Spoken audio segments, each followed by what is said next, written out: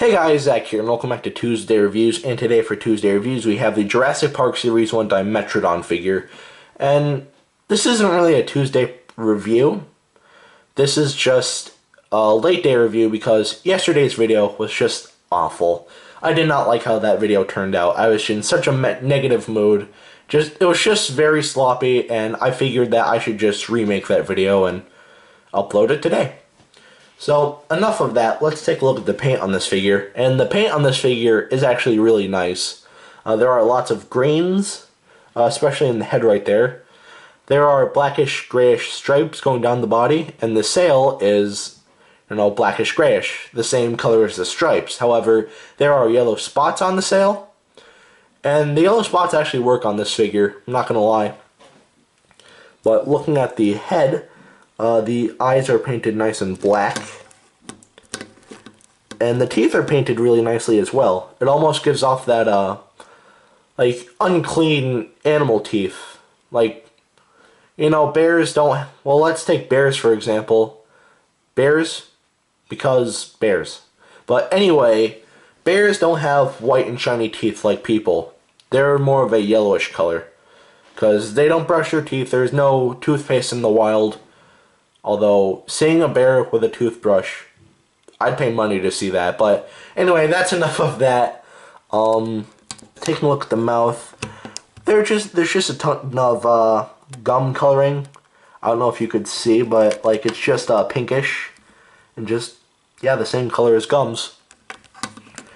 On the other side is the same. However, this side contains the JP01, and I actually do think that's kind of creative on Kenner's part because Dimetrodon was a creature that lived before the dinosaurs, so I actually do think that's kind of creative how they said JP01. I don't know if that's intentional or not, but either way, I like that little feature. That is it for the paint, and the paint gets a plus in my books. So let's take a look at the articulation now, and there isn't much. Basically, the tail can twist 360. The legs can twist 360. All four of them. I'm just going to twist two just to show you. Well, just to give you an idea. And if we push this leg back right here, then the mouth will open up and it will chomp down. And yeah, I actually really do like that feature. I mean, before when I got this, it wasn't really working, but in one of my past recordings today, I actually got it to work how it was supposed to. And I'm actually really glad about that. That actually really made my day. I just really like that. And the articulation, there's not much, but what else you expect? There's not supposed to be too much articulation on these figures anyway, but lastly, let's take a look at the sculpt and detail. And the sculpt and detail on this figure is really nice. First, we'll take a look at the head, and that head is not a Dimetrodon head at all. It looks more like a T-Rex head in my opinion. And even the teeth look more T-Rex-esque. T-Rex-esque, yeah. But anyway, yeah, it just does not give off that Dimetrodon feel. I mean, like I said, I don't edit my videos, so just look up a picture of a Dimetrodon and you'll notice that that head is completely different to this head, but it still works. The head still works, and I do think it's really cool on this figure. Opening up the mouth, there is just a bunch of detailing for the tongue right there. And there's a ton of detailing for the roof of the mouth. I don't know if you can notice that because it's a little bit dark outside.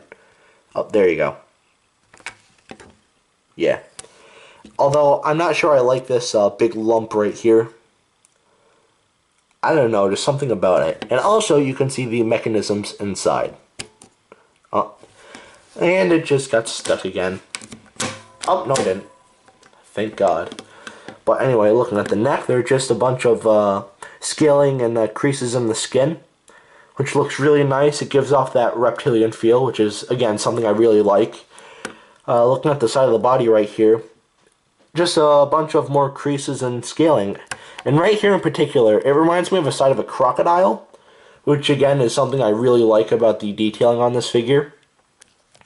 Taking a look at the legs, they're nicely detailed as well. And just like the back legs as well. We'll take a look at the legs on this side too. Very nice. Underneath, there's just a bunch of more scaling increases, and they look really nice as well. However, there is you could see sort of a seam going along the body down here, unfortunately. There's more creases right there. And looking at the tail reminds me of a crocodilian sort of tail, which is something I really do like about the tail.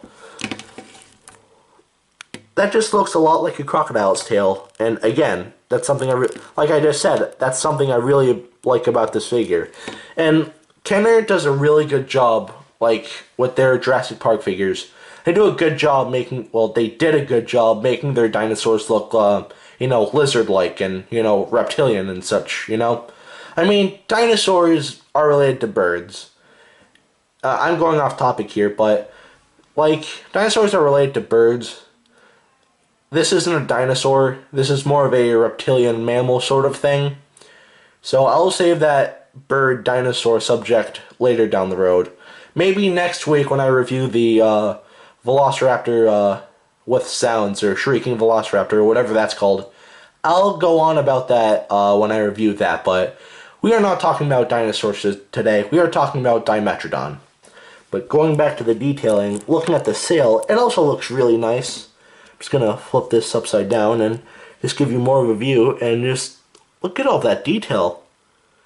That detail looks really nice. I really do like that. And yeah. Should you get this figure? Definitely.